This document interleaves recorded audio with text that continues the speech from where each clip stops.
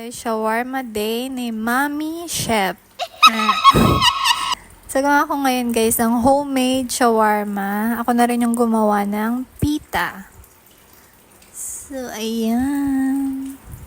Gustong-gusto nga ni Bunso, ayan. I-rate niya daw ako 10/10. So, mag-start na nga tayo guys. Nag-prepare na ako dito ng flour, salt, sugar. Mekos-mekos lang yan guys. Then, naglagay na ako dito ng Activist.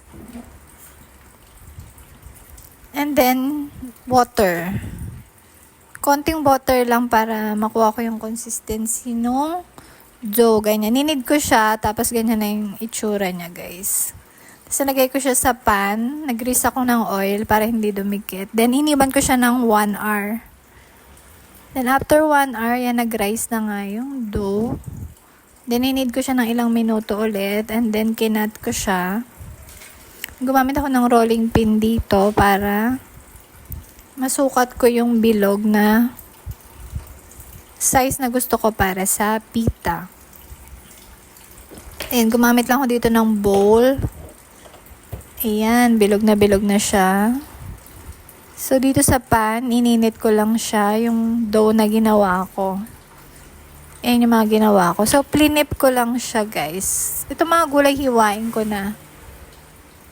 So, ayan yung dough, maluluto na siya, guys. So, ngayon ang lulutuin ko naman is yung ground pork. So, nagsutay lang ako dito ng onion, ground pork.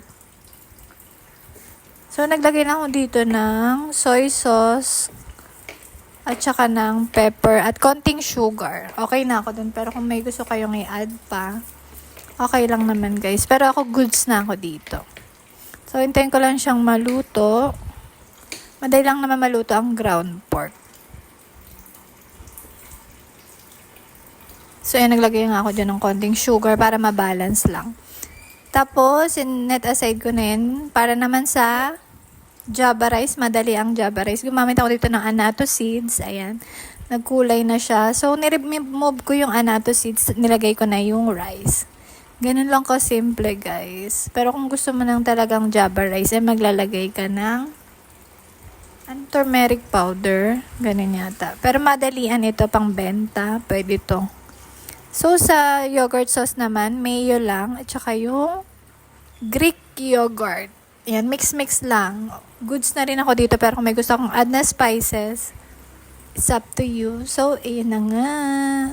Na-enjoy naman nila ang aking shawarma. O, diba?